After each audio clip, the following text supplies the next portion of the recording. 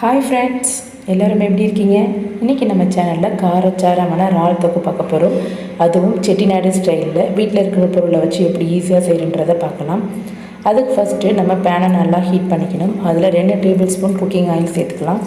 அதில் கொஞ்சமாக ஜீரகம் ஆட் பண்ணிக்கலாம். ஜீரகம் நல்லா வெடித்ததும் அதில் 2 காஞ்ச மிளகாய் போட்டுக்கலாம்.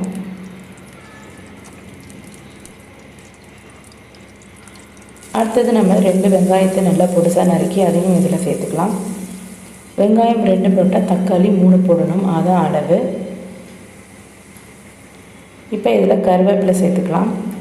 எல்லாத்தையும் சேர்த்துட்டு நல்லா கலந்து விடுங்க. வெங்காயம் கண்ணாடி பதம் வரணும், அது வரைக்கும் நல்லா வதக்கணும் வெங்காயத்தை. இப்போ கண்ணாடி பதம் வந்துருச்சு. இந்த ஸ்டேஜில் நம்ம தக்காளியை சேர்த்துக்கலாம். தக்காளி நல்லா பழமாக எடுத்துக்கோங்க, அப்போ தான் கலர்ஃபுல்லாக இருக்கும் பார்க்குறதுக்கு.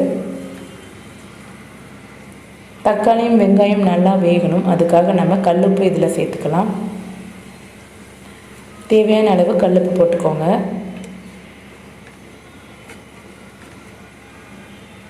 இப்போ இதில் பச்சை மிளகா ஒரு 4 சேர்த்துக்கலாம். பச்சை மிளகாவோட ஃப்ளேவர் இந்த டிஷ்க்கு ரொம்ப சூப்பராக இருக்கும், அதனால் கண்டிப்பாக பச்சை மிளகா சேர்த்துக்கோங்க.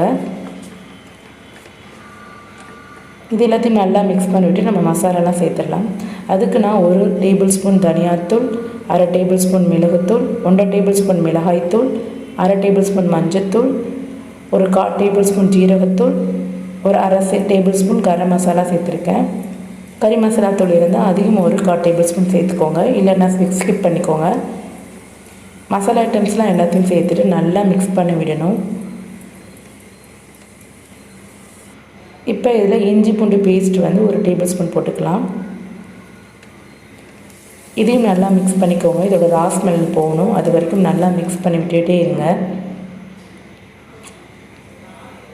இப்போ இதில் கொஞ்சமாக தண்ணி, ஒரு 1/2 கிளாஸ் தண்ணி ஊற்றிட்டு மூடி போட்டு வேக வச்சிடணும். அப்போ தான் மசாலாவோட பச்சை வாசனையும் இஞ்சி பூண்டோட பச்சை வாசனையும் போகும். ஸோ ஒரு 5 மினிட்ஸ் நல்லா வந்து வேகணும், அதனால் மூடி வச்சுருங்க.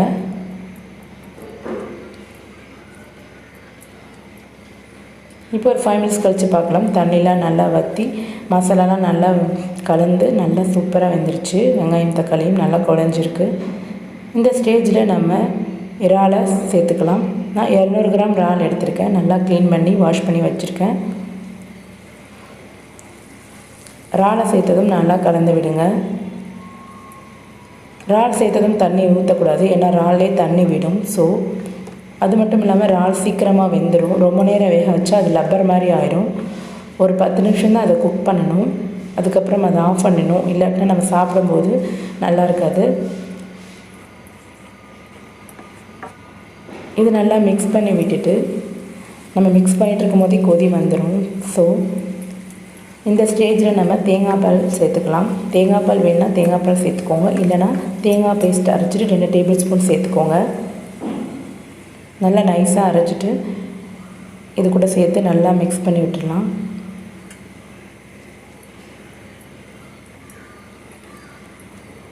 இறால் பாருங்கள் நல்லா வெந்துருச்சு. இந்த ஸ்டேஜில் நம்ம லெமன் ஜூஸ் ஒரு ஃபியூ ட்ராப்ஸ் நல்லா பிழிஞ்சு விட்டுக்கலாம். பிழிஞ்சு வச்சுட்டு கொத்தமல்லி போட்டுட்டு நம்ம மூடி வச்சிடலாம். இறால் தொக்கு ரெடி ஆகிடுச்சு. ரொம்ப காரசாரமான இறால் தொக்கு சாம்பார் சாதத்துக்கு ரொம்ப டேஸ்டியாக இருக்கும். ஓகே ஃப்ரெண்ட்ஸ், இந்த வீடியோ பிடிச்சிருந்தா நம்ம சேனலை மறக்காமல் சப்ஸ்கிரைப் பண்ணுங்கள். பக்கத்தில் இருக்கிற பெல் ஐக்கானையும் கிளிக் பண்ணுங்கள். இந்த வீடியோவை உங்கள் ஃப்ரெண்ட்ஸ்க்கு ஷேர் பண்ணுங்கள், லைக் பண்ணுங்கள், கமெண்ட் பண்ணுங்கள். தேங்க்ஸ் ஃபார் வாட்சிங் ஃப்ரெண்ட்ஸ்.